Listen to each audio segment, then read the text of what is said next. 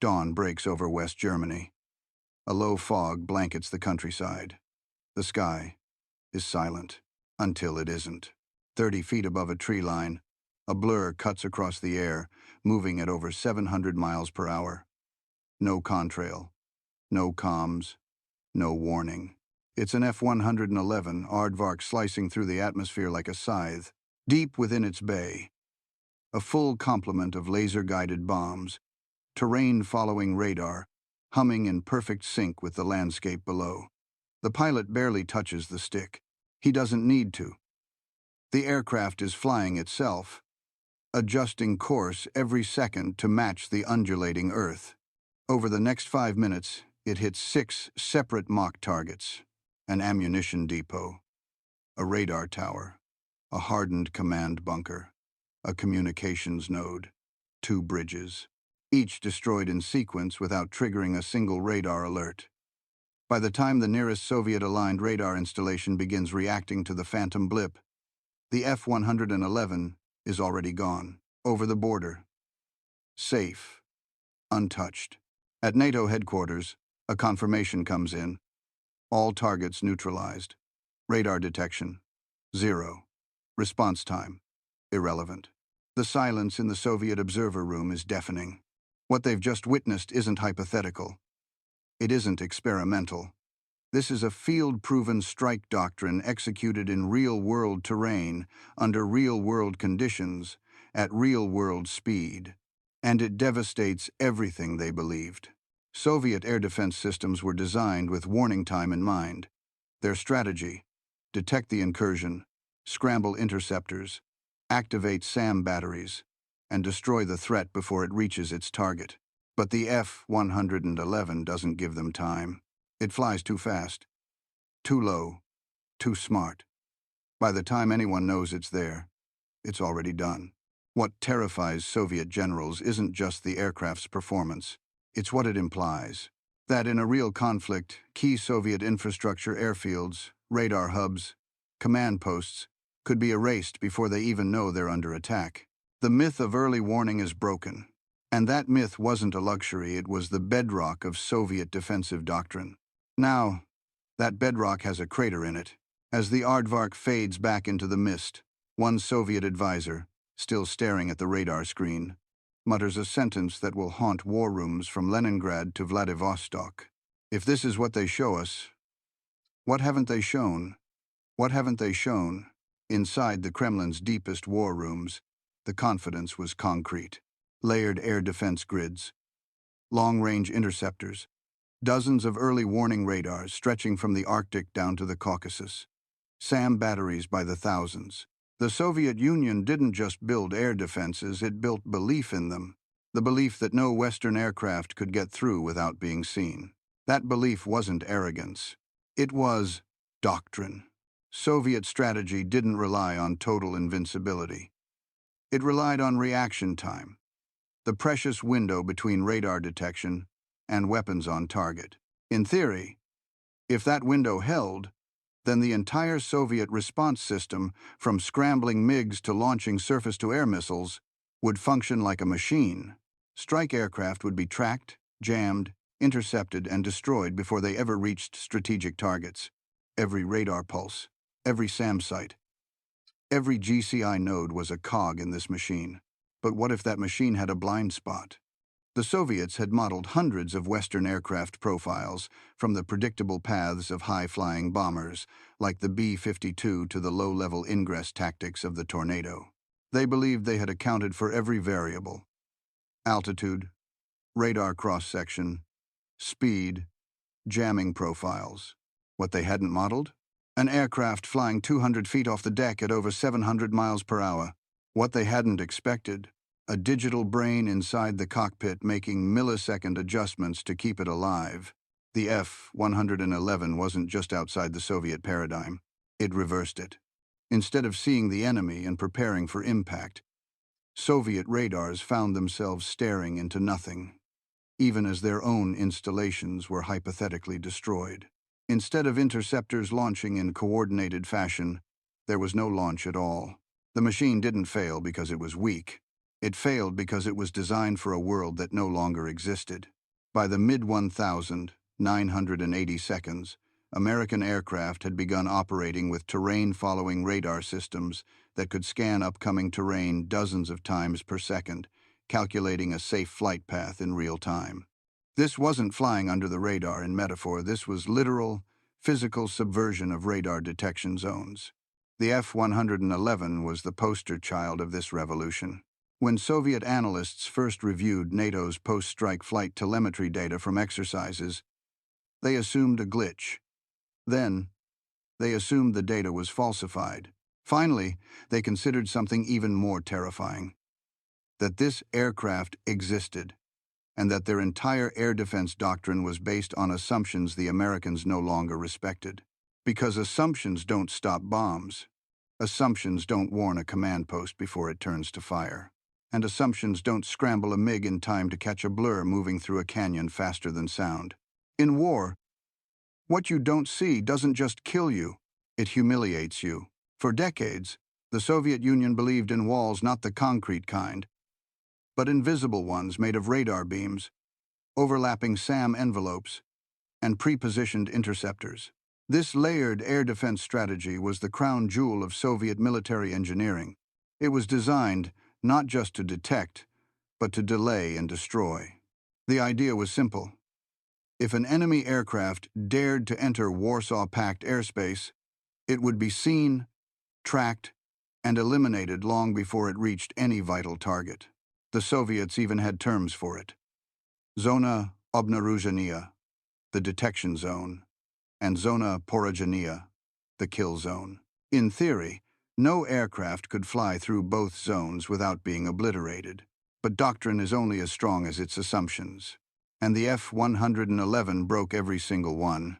The standard Soviet radar systems of the time, P-14 Tall King, P-18 Spoonrest, and later the P-19 Flatface, were optimized for high-altitude bombers and fast, medium-altitude fighters. They looked up, not down.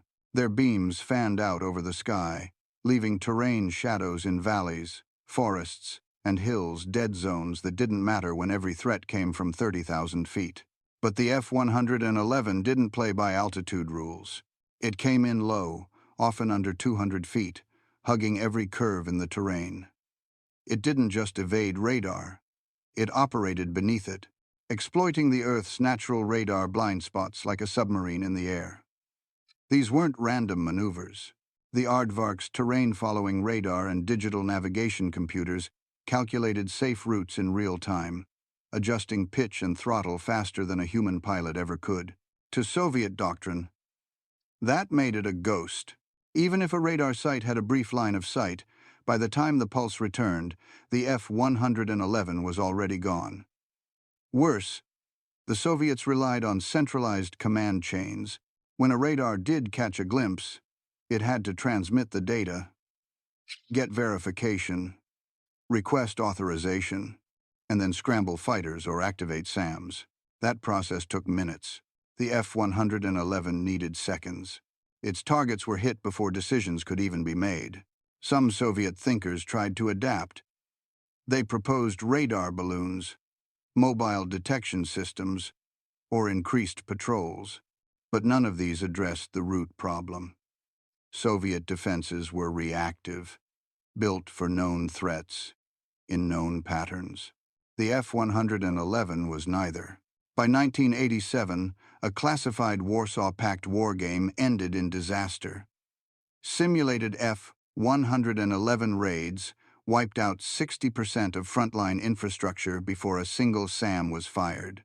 The debriefing stunned participants. One general reportedly slammed his briefing folder shut and said, "We are not prepared for this kind of war. We are only prepared to remember the last one." The doctrine that once gave Soviet air defense its confidence had now become its blindfold, and the Americans had already rewritten the rules. It wasn't a war that triggered the alarm. It was a drill. In late 1985, during NATO's annual Reforger exercise, a squadron of F-111Fs from the 48th Tactical Fighter Wing, based at RAF Lakenheath, was tasked with a complex, multi-target strike simulation. The mission: neutralize 6 critical targets, emulating Soviet command and control centers deep behind the front line. Planners called it Operation Night Vulture. Observers called it impossible. The mock targets were dispersed across rugged terrain, shielded by simulated air defense grids, and timed for rapid engagement. Soviet advisors embedded with Warsaw Pact forces were told to monitor the simulated airspace and provide real-time assessments of detection and response. They never saw it coming. At precisely 3:12 a.m., the first target, a radar relay station, was destroyed. 2 minutes later, a command bunker located 60 miles south vanished from the board. Then, another, and another, all within 5 minutes. All without a single radar detection, radio alert, or engagement. The phone, 111 seconds, had flown in at 200 feet above ground, at speeds exceeding Mach 1.1. Their terrain-following radars adjusted course automatically, keeping the aircraft stable as they rocketed between hills and valleys. Each jet carried pre-programmed waypoints and release profiles, allowing the bombardier navigator to execute the strike without visual contact. When the post-mission briefing revealed the exact ingress and egress routes, the Soviet observers were stunned. One colonel demanded to know how a strike group could cross 300 kilometers of defended airspace without a single tracking signal. The answer: they flew under it. Soviet radar systems operated with a minimum elevation angle. Anything below that angle due to terrain, curvature, or obstacles simply didn't exist to the system. The F-111 exploited this with terrifying precision, flying nap of the Earth across entire countries. But that wasn't what truly shook the room. It was the timing. The phone 111 seconds struck all 6 targets before the first simulated Soviet radar crew even completed a lock-on attempt. The delays weren't technical, they were doctrinal. The Soviets expected a warning phase, a detection window, a lead-up to the engagement. They never expected an execution to arrive in silence. The data was impossible to refute. Mission telemetry, radar logs, even atmospheric data confirmed the story. The phone, 111 seconds, had conducted a deep strike across contested territory without triggering a single effective response. Back in Moscow, a report circulated quietly among senior air defense planners. It carried a chilling title: Impact Before Detection, a new Western strike doctrine. The language was stark, the conclusions darker. If a single wave of phone 111 seconds could achieve this under training conditions, what could dozens do in wartime? What about at night? In weather? During a nuclear alert? What if every SAM battery was already targeted before its radar even warmed up? This wasn't just a successful test. It was the first impossible event the day Soviet doctrine collided with a future it had not prepared for. And the echoes of that event would haunt the Eastern Bloc for years to come. When the first intelligence reports of the F-111's strike performance reached the Kremlin, the response wasn't panic. It was dismissal. To senior Soviet strategists, the idea that a single aircraft could fly deep into defended airspace, strike multiple targets, and escape undetected wasn't just improbable, it was a Western exaggeration, a psychological operation. Propaganda dressed up as doctrine. They believed the Americans were bluffing, and that belief was dangerous. Within the Soviet air defense forces, high-level command dismissed the NATO exercise results as artificial. They pointed to controlled conditions, cooperative weather, and rigged scoring. No real-world radar net would miss that, one general reportedly scoffed. Not unless it wanted to, but not everyone agreed. In the lower echelons among radar technicians, early warning operators, and GRU analysts, a different picture was forming. Over time, reports began trickling in of unexpected radar anomalies, momentary disruptions, ghost returns, blips that flickered on screen and vanished before confirmation. At first, they were ignored. Then they became patterns. In a confidential GRU review conducted in early 1986, analysts traced a series of radar gaps along the western frontier. Each matched known NATO flight exercises, and each incident occurred in sectors covered by radar systems with high minimum elevation angles. The math was undeniable, but the command still refused to see it. Instead, they doubled down on old assumptions. They ordered more SAM sites, more overlapping radar arrays, more patrols. None of these addressed the underlying threat, aircraft that didn't rise high enough to be seen.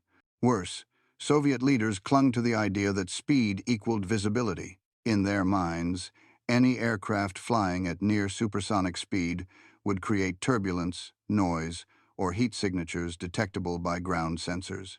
What they didn't account for was the precision of Western avionics systems capable of micro-adjustments that kept the aircraft low, fast, and quiet. And while Moscow debated theories, the Americans kept practicing. The 48th Tactical Fighter Wing continued perfecting low-level penetration tactics. Flight crews memorized terrain maps, studied enemy radar gaps, and trained under all conditions: fog, snow, rain, even ECM environments. The goal was simple: make the impossible routine. By the end of 1986, Soviet liaisons had seen enough data to raise serious alarms. Some even privately admitted that existing defense models were outdated. One colonel wrote in a classified memo, "If these systems scale, our detection window is not minutes, it is 0. But nothing changed at the top. Because changing meant admitting that the entire foundation of Soviet air defense, decades of investment, training, and belief, was cracking under its own weight. Instead, Moscow held the line. They said the F-111 wasn't a threat. They said the radar gaps weren't real. They said detection was still guaranteed. They said all the right things until they couldn't say them anymore. Faced with mounting evidence that something fundamental had changed, the Soviet response came not in the form of adaptation, but in the form of a false theory. In a 1987 classified defense directive, Soviet analysts proposed that the only plausible explanation for NATO's low-level strike success was stealth. They argued that aircraft like the F-111 must have been retrofitted with radar-absorbing materials, shaping technologies, or cloaking countermeasures borrowed from the American black-budget research programs. It was a comforting theory, because it could be solved. If stealth was the issue, then Soviet engineers could respond. They would develop low-frequency radars, bistatic detection arrays, and passive triangulation techniques. These technologies already existed in theory, and they gave Soviet planners something critical: an illusion of control.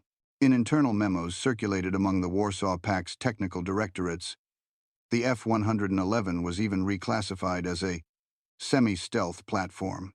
It was a way to frame the problem in familiar terms. Stealth was known. Stealth had counters. Stealth could be tracked. Eventually. What they failed to grasp was that the F-111's greatest strength wasn't invisibility. It was timing. The Aardvark wasn't invisible to radar. It was invisible to reaction. Its terrain-following radar didn't make it vanish, it made it undetectable until it was too late. By flying under radar lobes, using digital elevation maps and automated control surfaces, the F-111 outpaced decision-making, not physics. The Soviets, in contrast, were preparing for a war of hardware, but the Americans were already fighting a war of software. The theory led the USSR down a costly path. Millions of rubles were poured into long-wavelength radar systems, most of which were poorly suited for real-time tactical defense. They were large, slow, and vulnerable. Meanwhile, the actual threat, the ability of aircraft to autonomously navigate complex terrain at supersonic speeds, went unaddressed, and the problem worsened. As the F-111 systems evolved, its reaction time shrank. Updated radar processors improved response lag by over 60%. Flight plans could be adjusted mid-air. Bomb release algorithms were refined to account for terrain and target behavior. None of this had anything to do with stealth. It had everything to do with initiative. The Americans weren't trying to hide. They were trying to get there first. And they did, over and over again. The wrong theory gave Soviet planners the wrong solution. It led them to build defenses for an enemy that wasn't trying to disappear, but one that simply moved faster than their defenses could think. It was the wrong enemy. It was the wrong war. And the F-111 was already flying rings around both. By late 1987, after stealth proved to be the wrong answer to the F-111 puzzle, a new theory took hold within the Soviet defense establishment this time. From the meteorological division. If we can't stop the machine, they argued, perhaps we can stop the conditions it needs. This became known informally among analysts as the weather dependency hypothesis. It proposed that the F-111's terrain-following radar, TFR, and low-level flight systems were highly sensitive to environmental factors, fog, rain, snow, and electromagnetic interference. Soviet planners assumed that under adverse weather conditions, the TFR would become unreliable, forcing the aircraft to climb, slow down, or abort the mission entirely. It sounded plausible. After all, Soviet strike aircraft struggled in those conditions. Their avionics systems suffered from lag. Their analog terrain mapping required clear visual confirmation. Even Soviet helicopters routinely crashed during low-visibility training exercises. Surely, the Americans faced the same limitations. They didn't. In fact, the F-111 was designed precisely for what the Soviets thought impossible. Tests conducted in Nevada, Alaska, and across Europe showed the Aardvark could maintain nap of the Earth flight in total darkness, heavy snow, and storm-grade winds. The terrain-following radar didn't rely on visual input. It was fully autonomous, bouncing radar signals off the Earth's surface and adjusting trajectory hundreds of times per second. Where Soviet aircraft feared the weather, the F-111 thrived in it. This wasn't a side feature. It was doctrine.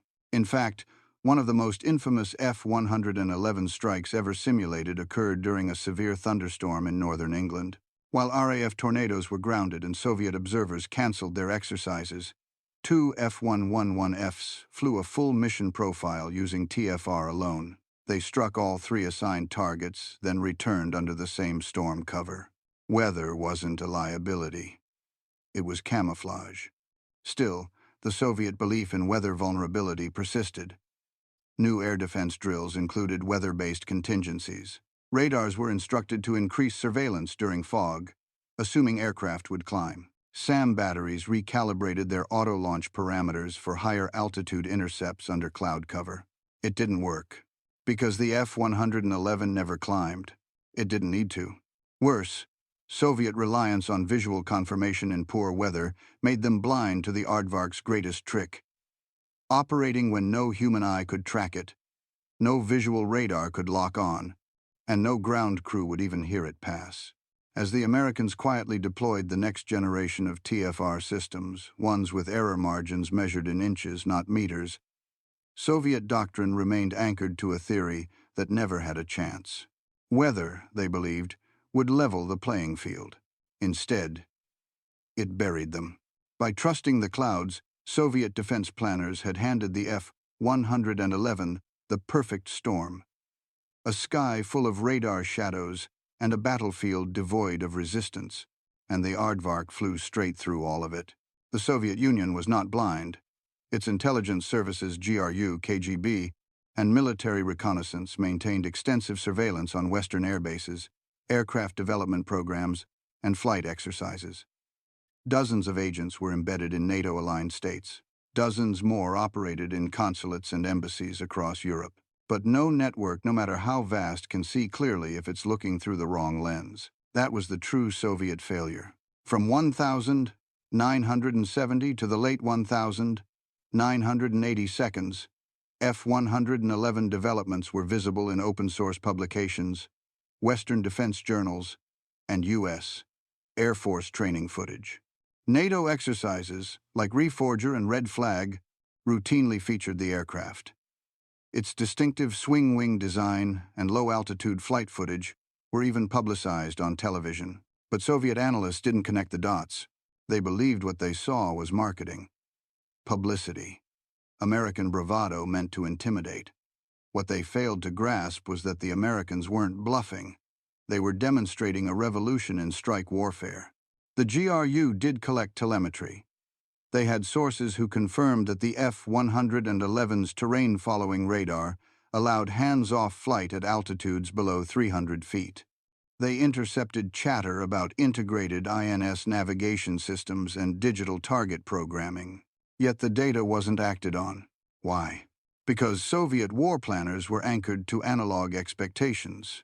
In their world, no system could fly unaided at high speed, at low altitude, through mountainous terrain, in bad weather, without crashing or losing coordination.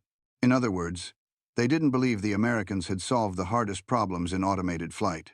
So they dismissed the evidence, and that dismissal filtered down through every branch of defense. Instead of adapting SAM doctrines to account for ultra-low ingress speeds, they doubled down on overlapping radar cones.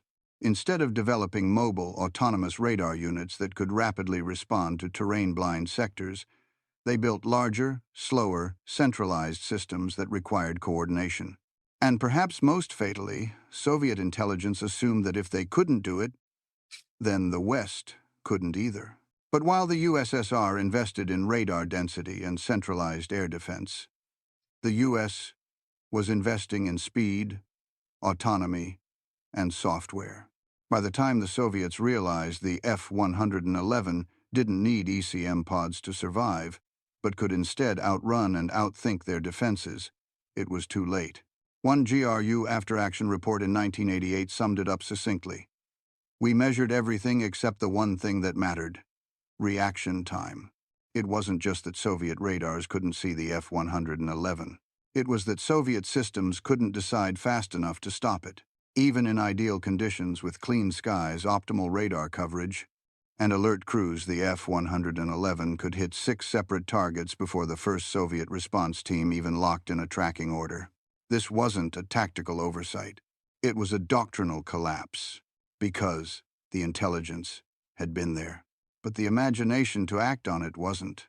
At first glance, the F-111 Aardvark looked like just another Cold War strike aircraft, twin engines, swing wings, low profile. But it wasn't the aircraft's shape that terrified the Soviet Union.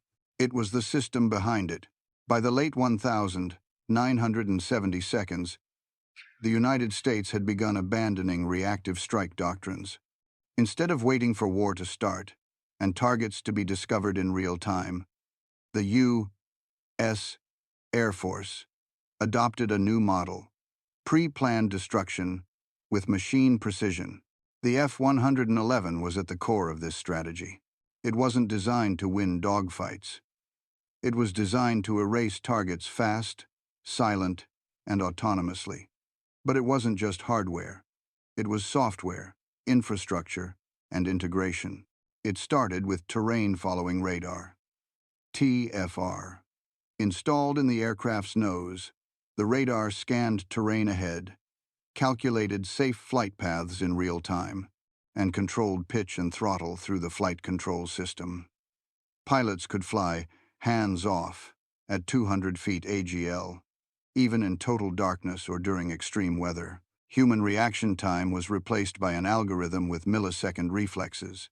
Then came digital INS navigation systems, allowing mission planners to preload entire strike routes, target packages, and contingency plans into the aircraft. Pilots didn't guess where to go. They followed a precise script, backed by satellite and ground-based updates.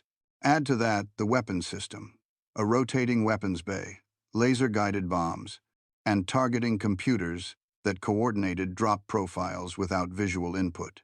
With dial-a-target programming, F-111 crews could hit multiple installations on a single flight path without loitering or rerouting. And behind all of it was the planning engine. Dozens of analysts and computers working at NATO command centers, mapping out strike corridors down to the meter.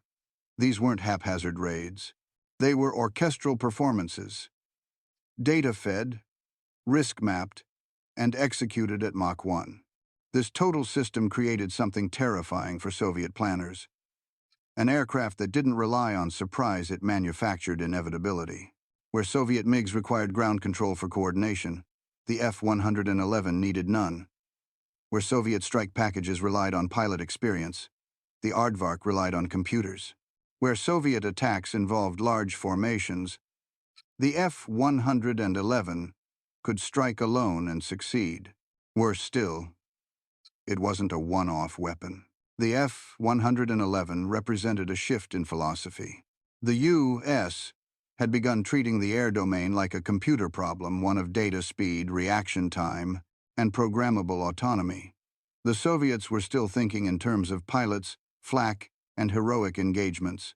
They hadn't yet understood that the future wasn't just faster, it was quieter, colder, and invisible until impact.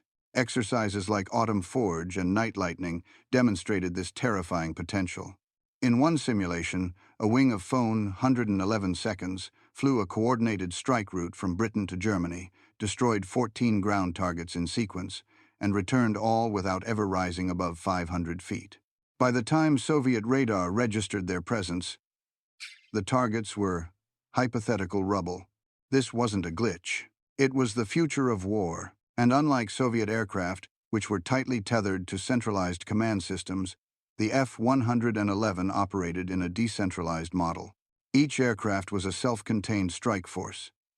Navigator, pilot, computer, terrain database, and munitions all embedded in one fuselage. In 1989, a final internal report circulated in the Kremlin's Air Defense Command. It contained a simple but devastating conclusion. We cannot stop what we cannot see, and we cannot see what moves faster than we think. The F-111 was more than a machine. It was the harbinger of everything the Soviet system wasn't built to fight. No bombs fell, no aircraft were shot down, no cities were destroyed. But for the Soviet High Command, the battle that unfolded in the spring of 1988 was a full-spectrum defeat because it didn't happen in war. It happened in a simulation. That year, as part of NATO's Checkmate war game, a squadron of F-111Fs was tasked with a bold strike profile: penetrate the airspace of a hypothetical Warsaw Pact nation, eliminate a series of hardened targets, and return undetected. Soviet observers were invited to monitor the scenario. They came with confidence and left in silence. The rules were clear. The defending side, played by Warsaw Pact analog units, was equipped with layered radar systems, SAM batteries, and simulated MiG-23 patrols. Target zones included radar headquarters, communications nodes, and a command airfield, all defended with high-density coverage. The F-111 111 seconds launched at 3 a.m. from RAF Lakenheath. What happened next was a complete doctrinal collapse. The aircraft entered radar shadow corridors just after departure, flying at under 250 feet. Aardvark Carnadin. They weaved through mountain valleys and terrain pockets mapped months in advance by reconnaissance satellites and spy planes. By the time they reached the border, Soviet-style radar emulators still showed an empty sky. The first impact occurred at T+17 minutes, the simulated destruction of a radar relay facility. Then, in rapid sequence, a command bunker, 2 SAM sites, a fuel depot, and a runway. All destroyed in under 7 minutes. Still no radar track. By the time the first defending unit scrambled interceptors, the F-111 111 seconds were already over the sea, exfiltrating at high subsonic speeds under full electronic silence. None had been hit. None had even been seen. Soviet generals were furious. They demanded to know how radar operators could have missed the strike. "Your systems were active," one NATO official replied. "They were just looking in the wrong direction up." For the Soviet observers, the implications were staggering. The entire premise of their defense, depth, density, detection, had failed against a system that didn't jam, didn't overpower, and didn't fight for air superiority. It simply avoided the fight entirely. In a classified post-exercise debrief, one Warsaw Pact general reportedly muttered, "This isn't strategy. It's murder by mathematics." And that's exactly what it was. The F-111 wasn't trying to win battles in the air. It was trying to make those battles irrelevant. Its systems allowed it to hit targets without triggering alerts. Its tactics exploited the very seams in Soviet planning, and its operators had trained not for improvisation but for precision on rails. To the Soviet war machine, built on iron, manpower, and brute force doctrine, this was a humiliation of the highest order. Not a defeat in combat. A defeat before combat. A weapon that didn't ask for airspace permission, didn't break through defenses, but simply glided underneath them, unseen, untouched, and unchallenged. In war, being outgunned is survivable. Being outthought is not. The F-111's success didn't just undermine Soviet air defense tactics, it unraveled the very ideological foundation of how the USSR envisioned modern warfare. Since the 1,950 seconds, Soviet doctrine had been based on a single guiding principle: mass. Massed troops, massed artillery, massed missile formations, and most critically, massed detection and response networks. Victory, the Kremlin believed, came from coverage, from quantity, from sheer volume of sensors, interceptors, and command nodes blanketing every kilometer of contested airspace. But the F-111 didn't fight against that system. It simply ignored it. And that broke more than a few radar screens, it broke an entire worldview. For decades, Soviet military theorists had mocked the Western fixation on smart systems. They believed that in a real war, computers would fail, electronics would jam, and satellites would fall from orbit. Manpower, discipline, and analog toughness would win the day. But the F-111 exposed a brutal truth. Speed and automation could now outpace ideology. The Americans had stopped preparing for a symmetrical battlefield. They had stopped trying to overpower the Soviet model and instead designed systems that rendered it obsolete. In the time it took a Soviet commander to review radar data, authorize a response, and launch interceptors, the F-111 had already hit 6 targets and vanished. Even worse for Soviet planners was what this meant on a strategic level. If NATO could execute deep precision strikes without warning, then no Soviet asset was safe, not air bases, not missile silos, not even command bunkers. The entire assumption of being able to mobilize and fight a protracted air war had collapsed. War would not be a grind. It would be a first strike. And the Americans had designed the perfect opening move. This revelation caused a doctrinal crisis behind closed doors. In multiple internal sessions, senior Soviet defense planners debated whether to continue investing in radar density or to pivot toward decentralization, mobility, and automation. But it was already too late. The Soviet military-industrial complex couldn't pivot fast enough. It was bloated, fragmented, and tethered to outdated models of central command. Even when advanced systems like the S-300 began to come online, they couldn't compensate for the speed, precision, and terrain-exploiting genius of the F-111 doctrine. This wasn't just a weapons gap. It was a philosophical defeat. And once that realization spread beyond the military, it infected the wider system. Because if the West could beat the USSR without fighting fair, if it could win through silence, precision, and algorithms, then what other Soviet pillars were outdated? What other promises of control, strength, and superiority were hollow? The F-111 didn't just fly through radar shadows.